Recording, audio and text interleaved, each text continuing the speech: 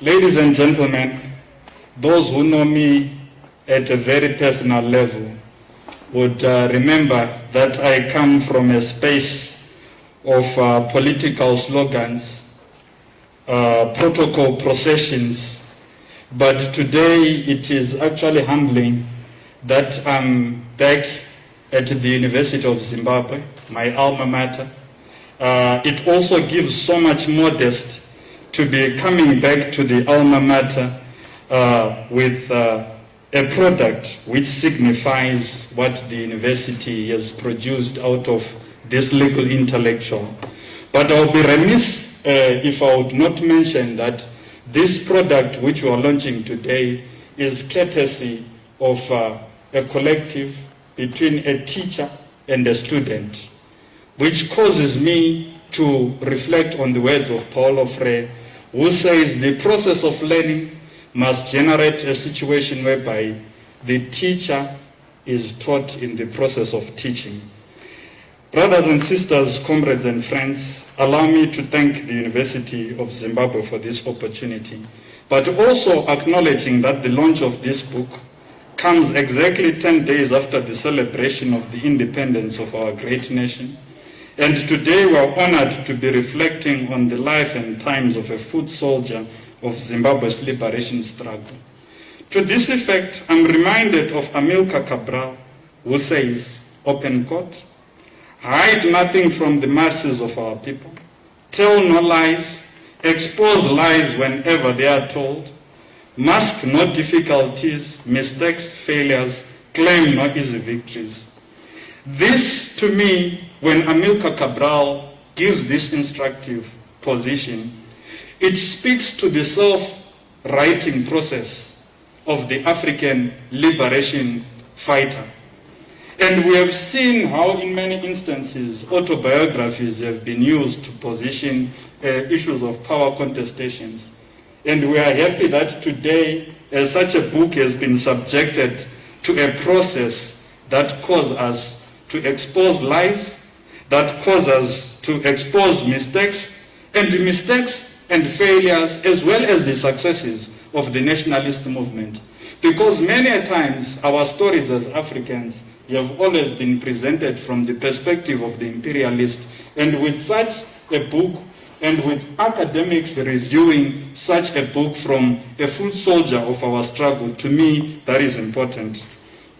Today, as we launch the title Memory and the National Question in Zimbabwe, a rereading of Dr. Obed Mpofu, we must take a retrospective journey to Zimbabwe's independence through a process which tells no lies and claims no easy victories. And you would note, comrades and friends, that contributors of this book have done this using the life story of Dr. Mpofu to discuss, one, the formative or the founding idea of Zimbabwe, anchored on the ethos of African liberation. They've also articulated the pragmatic acquisition and consolidation of the idea called the Zimbabwe through respect of sovereignty and territorial integrity.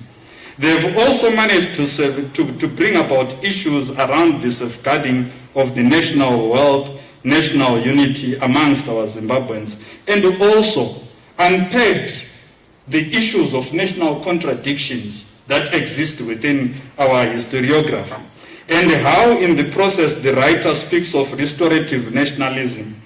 You would recall that with the coming of the revolutionary land reform program in Zimbabwe, we saw a situation whereby the academia's thoughts were pivoted towards a sponsored direction, which saw a lot of literature being generated in a way that degenerated the essence of African nationalism. And to this essence, when we see academics coming with this organic intellectual thought, it is quite motivating. Allow me to also say that this book, as coincidental launch in the month of April, in the month of Zimbabwe's independence, is alive to that spirit of restorative nationalism of the Second Republic under the leadership of His Excellency Dr. Idi Mnangagwa, whose leadership has allowed academic freedom to flourish. And this book in itself gestures in good light the Second Republic's acknowledgement of the fact that the liberation agenda is being consigned to history as the nationalist founding fathers are departing to the next world. And to this end, it calls for their wisdom to be tapped into posterity. So we want to see more books. I remember this other day I was communicating with Dr. Mawoso, and I was saying, Doc, yes, we have read your articles. You have inspired our intellectual direction. We are unflinching in terms of our continued confrontation with imperialism intellectually. But we want you, Comrade Doc, to put together all those articles into a book. And this is something that Leaders for Africa Network, in its affirmative Pan-Africanist position, is demanding before this August House. And we hope you will accord us that privilege. Based on the seminal text, On the Shoulders of Struggle, Memoirs of a Political Insider, Dr. Mpofu addresses the pertinent task of reclaiming Africa's liberation memory. His autobiographic self-location is predicated on Pan-Africanism, which serves as a political, epistemic, cultural, and economic apparatus for substituting imperialist memory with organic revolutionary memory. And you'd recall that what he is merely doing, and what we have done as the editors and contributors of this book, is to be in line with what Homi Baba refers to as remembering the dismemberment of Africa. So as African intellectuals, as African media practitioners, as African scientists, as African key drivers of innovation, our mandate is to remember the imperialist dismemberment. And on our part, the greater part we should perform is that of making sure that we deal with the traumas of the post-colonial dilemma, which we, of course, inherited from the colonial massacre.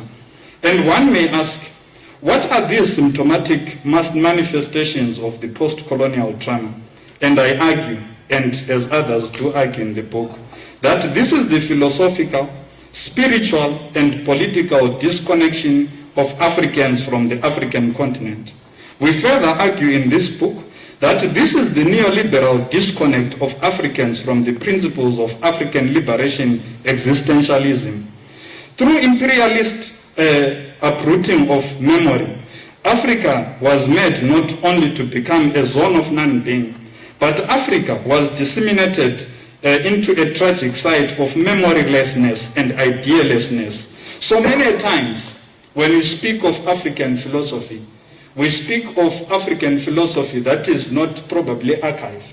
And this is part and parcel of the systematic silencing of African thought. Today, when Dr. Ma also speaks of the Dariro, it is as if it is something that is new. But yet it is a philosophy that we're organically connected to as African people. But there's been this continued silencing of such memory. Meanwhile, the trauma of the post-colony is celebrated and preserved through consistent donor-funded emphasis on nationalist contradictions and problems, with a total systematic silencing of nationalist victories. So you'd recall that I prefaced my presentation by talking about telling no lie and claiming no easy victories. But what imperialist memory has done is that it has emphasized its victories and made it as if their victories do not coexist with the victories of the African continent, the human civilization that Africa ushered. While the narrative of genocides and impunity in Africa, by our mentions of democracy, anti-land reform, civil society, academia, are not bothered about the criminality of neoliberal memoricides, manifesting through sponsored forgetting of Africa's liberation story, you would notice that as Leaders for Africa Network, the publisher, our mandate is to then uproot colonial memory, which has collapsed African memory to death and arrogantly planted itself as a homogeneous commodity of defining what it means to be human, of policing knowledge production, democracy, governance, and human rights. As an Afro-Rebellion Institute, Leaders for Africa Network affectionately associates with Dr. Mpofu's literal work because it serves the function of uprooting colonial memory. We are a Pan-Africanist governance-focused think tank aimed at advancing Africa and Zimbabwe's political economic growth through social cohesion, through social science research, national convergence dialogue platforms, and the creative arts advocacy. So I know there are some probably budding Pan-Africanists in the house who may be interested in knowing other initiatives that Leaders for Africa Network will be engaged in. In the coming days, Leaders for Africa Network will be launching a book which is titled Remembering Robert Mugabe, Politics, Legacy, Philosophy and Death.